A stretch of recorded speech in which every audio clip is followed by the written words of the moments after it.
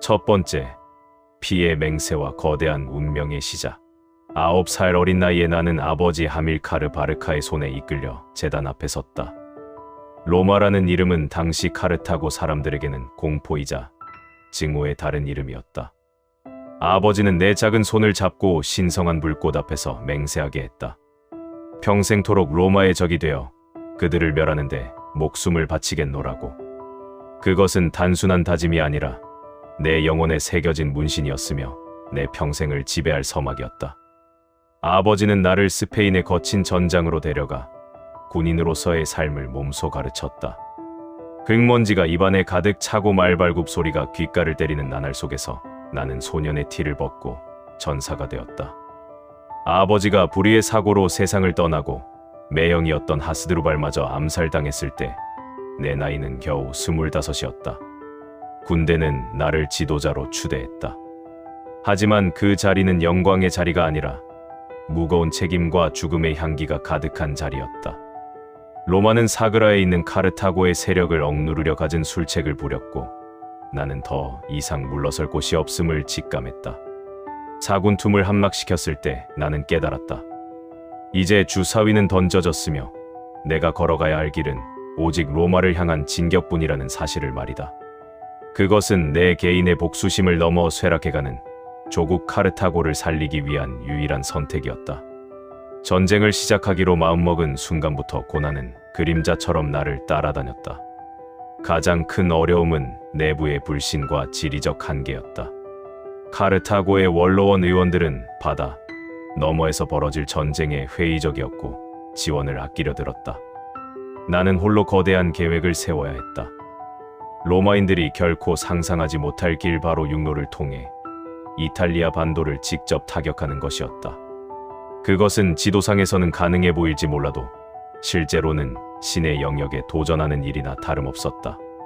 거친 피레네 산맥을 넘고 사나운 갈리아 부족들을 달래거나 쳐부수며 나아가야 하는 험난한 여정이었다. 스페인을 떠나 동쪽으로 향하는 나의 발걸음은 무거웠다. 내 뒤에는 수만 명의 보병과 기병, 그리고 아프리카에서 온 거대한 코끼리들이 있었다. 병사들은 고향을 떠나온 불안감에 떨고 있었고 나는 그들의 눈빛에서 읽히는 두려움을 잠재워야 했다.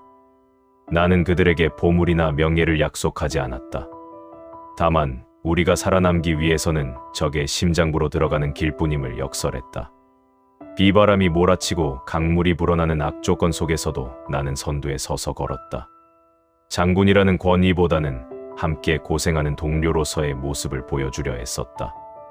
로마인들은 내가 바다를 건너오리라 짐작하고 해안가를 지키고 있었다. 그러나 나는 그들의 허점을 찌르기 위해 내륙 깊숙이 들어갔다. 론강을 건널 때의 그 급박함은 지금도 생생하다. 거센 물살에 코끼리들이 울부짖고 병사들이 휩쓸려 내려갈 때 내 가슴은 찢어지는 듯했다. 하지만 멈출 수 없었다. 여기서 멈추면 우리는 그대로 역사 속에서 사라질 존재들이었기 때문이다. 강을 건너고 나서 마주한 것은 구름 위에 솟아있는 거대한 알프스 산맥이었다. 그것은 자연이 인간에게 내린 거대한 장벽이자 내가 넘어야 할 첫 번째 운명의 시험대였다. 알프스의 산등성이는 하얀 눈으로 덮여 있었고 그곳에서 불어오는 바람은 칼날처럼 살을 파고들었다. 병사들은 굶주림과 추위에 지쳐 하나둘 쓰러져 갔다. 낙오된 자들은 차가운 눈 속에 파묻혔고 살아남은 자들은 공포에 질려 있었다. 나는 그들에게 절망을 보여주지 않기 위해 억지로 미소를 지으며 앞장섰다. 길이 끊긴 곳에서는 직접 곡괭이를 들고 바위를 깼으며 얼어붙은 땅 위에서 병사들과 똑같이 얇은 담요 한 장에 의지의 잠을 청했다. 리더란 군림하는 자가 아니라 고통을 가장 먼저 맞이하고 가장 나중에 피하는 자라는 것을 나는 그때의 고난을 통해 배웠다. 험난한 산길을 내려왔을 때 내 곁에 남은 병력은 처음에 비해 절반도 되지 않았다. 코끼리들도 대부분 죽고 몇 마리 남지 않았다. 하지만 살아남은 자들의 눈빛은 이전과 달랐다. 그들은 죽음의 문턱을 넘나들며 강철 같은 의지를 얻었다. 로마인들은 설마 우리가 그 험한 산을 넘어오리라고는 꿈에도 생각지 못했을 것이다. 그들의 방심은 나의 가장 큰 무기가 되었다.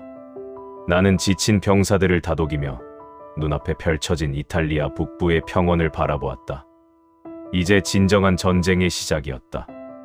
내 인생의 첫 번째 큰 고비였던 알프스 행군은 나에게 불가능이란 없다는 오만함이 아니라 간절함이 길을 만든다는 진리를 가르쳐 주었다. 두 번째, 얼어붙은 산맥을 넘어 불꽃의 평원으로. 알프스의 눈 덮인 봉우리를 뒤로하고 이탈리아 북부 평원에 발을 내디뎠을 때 내 눈앞에 펼쳐진 광경은 참혹함 그 자체였다. 처음에 거느렸던 5만 명의 보병과 9천 명의 기병 중 살아남은 자는 겨우 반 토막에 불과했다. 병사들은 굶주림에 뼈만 앙상했고 그들의 발은 동상에 걸려 짓물러 있었다.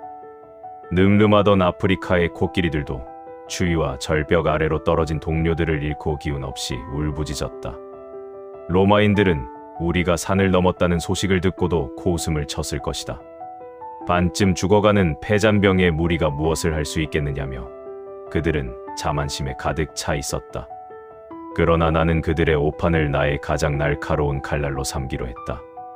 이탈리아 땅에 들어서자마자 마주한 첫 번째 시련은 지독한 고독이었다. 로마의 동맹시들은 우리를 침략자로 규정하고 문을 굳게 걸어 잠갔다. 보급로도 없고 지원군도 없는 사지에서 나는 병사들에게 말했다. 우리 뒤에는 깎아지른 절벽과 눈보라가 치는 산맥뿐이며 앞에는 기름진 들판과 적들의 창끝이 있다고. 살아서 고향으로 돌아갈 길은 오직 전진하여 적을 무너뜨리는 것뿐이라고 외쳤다. 그것은 단순히 용기를 북돋우는 말이 아니라 벼랑 끝에 선 자들의 절박함을 일깨우는 생존의 주문이었다. 나는 병사들과 똑같이 흙바닥에서 잠을 자고 남은 식량을 공평하게 나누며 그들의 얼어붙은 마음을 녹였다. 티치누스 강가에서 로마의 기병대와 처음 맞붙었을 때 나는 적들의 전술이 얼마나 경직되어 있는지를 간파했다. 그들은 수적인 우세와 단단한 방패만을 믿고 정면으로 밀어붙였다. 하지만 나는 누미디아 기병들의 기동력을 이용해 그들의 옆구리를 찔렀다.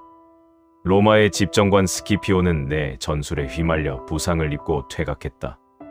이것은 작은 승리였지만 우리 병사들에게는 알프스를 넘으며 잃어버렸던 자부심을 되찾아준 단비와도 같았다. 인간의 의지가 환경의 제약을 이길 수 있다는 사실을 증명한 첫 번째 순간이었다. 진정한 시험대는 트레비아 강가에서 찾아왔다. 차를 애듯 차가운 겨울비가 내리는 날이었다. 나는 로마군이 아침 식사도 하지 못한 채 추위에 떨며 강을 건너오도록 유도했다. 우리 병사들은 화덕 옆에서 몸을 녹이고 기름을 몸에 발라 추위를 대비하게 했다. 배고프고 추위에 떠는 적들은 분노에 눈이 멀어 강물 속으로 뛰어들었다. 물속에서 허우적거리는 적들을 향해 우리 군은 사정없이 몰아쳤다.